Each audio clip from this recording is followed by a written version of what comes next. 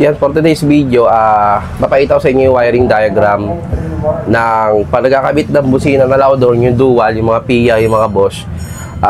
Gagana pa rin yung stock horn. Yan, kasi marami ako narinig na customer na yung stock down nila hindi na gumagana pag nakakabit na loud horn. So ngayon, dapat ang gawin natin para maging tama yung sistema, pagganahin natin yung stock horn in case na magparehistro tayo, hanapin, nadudun pa rin siya. Ayan.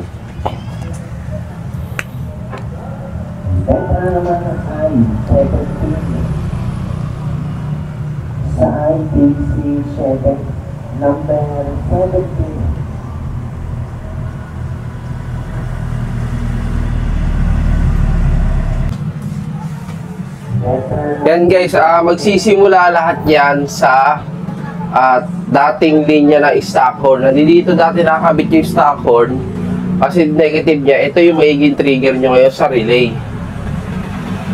Nalagay niya sa 85 tsaka 86. Ngayon, syempre 30 input sa battery palagi, 12 volts. Mag-series ka ng fuse. Tapos ngayon yung output na 87 pupunta na ngayon to sa switch. Ito yung natawag na halo switch. Yung halo switch merong 5 wires. Yung isa red para sa umilaw tong halo switch, yung black sa ground, common, normally open, normally closed. So ngayon, para di kayo malito, yung halo switch na to, buksan nyo sa likod, makikita nyo yung color coding ng wire dyan kung ano yung kulay yung normally open, normally closed, tsaka common. Ngayon, pag nahanap nyo na yung color coding, yung 87, lalagay nyo lang yun sa common. Yan, yung sa common na yan, standard dyan, pag di ba napipindot yan, shorted na syempre, normally closed, sorted na siya. Kung gusto nyo ilagay yung stock horn sa normally closed, doon nyo ilalagay yung output ng normally closed, papunta sa kanya.